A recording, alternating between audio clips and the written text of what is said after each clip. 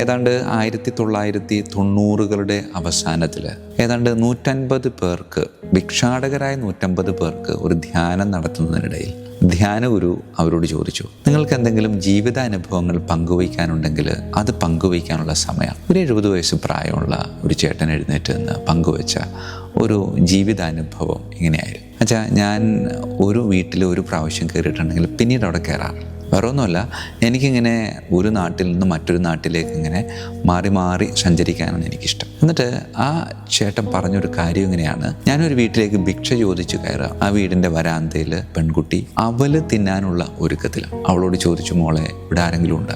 അവള് എന്നെ ഇങ്ങനെ നോക്കി മറുപടി ഒന്നും പറഞ്ഞില്ല. അവള് അവല് നനയ്ക്കുന്ന തിരക്കിലായിരുന്നു. അവലിൻ്റെ പാത്രമുണ്ട്, പഞ്ചസാര പാത്രമുണ്ട്, പാലിൻ്റെ കുപ്പിയുണ്ട്, അവളുടെ കയ്യിൽ ഇതൊക്കെ കൂടി മിക്സ് ചെയ്യാനുള്ള ചെറിയൊരു പാത്രമുണ്ട്.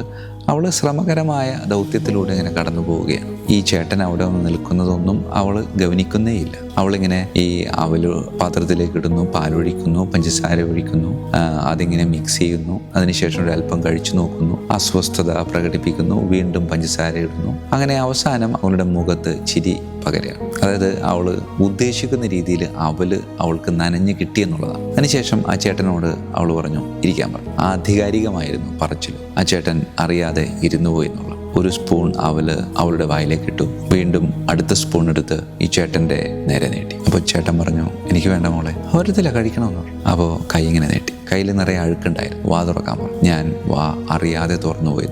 അങ്ങനെ ഒരു സ്പൂൺ അവൾക്കും മറു സ്പൂൺ എനിക്കും ഇങ്ങനെ നീട്ടി ഞങ്ങൾ കുറച്ചധികം സമയം ഈ അവല് തീറ്റ തുടർന്നു. അവല് മുഴുവനും അവസാനിപ്പിച്ചതിന് ശേഷം ഞാനിപ്പോൾ അപ്പച്ചനെ വിളിച്ചിട്ട് വരാട്ടോ എന്ന് പറഞ്ഞുകൊണ്ട് അവള് അകത്തേക്ക് പോയി. ഞാൻ ഭിക്ഷ പോലും ചോദിക്കാതെ ഞാൻ ആ വീട്ടിൽ നിന്ന് ഇറങ്ങിപ്പോന്നു. അന്ന് രാത്രി ഞാൻ കിടക്കുന്നതിന് മുമ്പ് പ്രാർത്ഥിക്കുന്ന ശീലമൊന്നും എനിക്കില്ലാത്തതാണ്. പക്ഷേ അന്ന് ഞാൻ പ്രാർത്ഥിച്ചു, എനിക്ക് വേണ്ടിയിട്ടല്ല, അവൾക്ക് വേണ്ടി. അവളിപ്പോൾ എന്ത് ചെയ്യുകയാണെന്നോ എവിടെയാണെന്നോ എന്നൊന്നും എനിക്കറിയില്ല. പക്ഷെ ഒറ്റ കാര്യം മാത്രം എനിക്കറിയാം, ഒറ്റ ദിവസം പോലും ഞാൻ അവൾക്ക് വേണ്ടി പ്രാർത്ഥിക്കാതെ കിടന്നുറങ്ങിയിട്ടില്ലെന്നാണ് പറയുന്നത്. പ്രിയമുള്ളവരെ, ആ പെൺകുട്ടി ഇപ്പോൾ ജീവിച്ചിരിക്കുന്നുണ്ടെങ്കിൽ ആ പെൺകുട്ടിക്ക് പോലും അറിയത്തില്ല ഒരല്പം അവല് ഒരുപാട് പ്രാർത്ഥന കൊണ്ടുവന്നുകൊണ്ടേയിരിക്കുന്നുണ്ട്.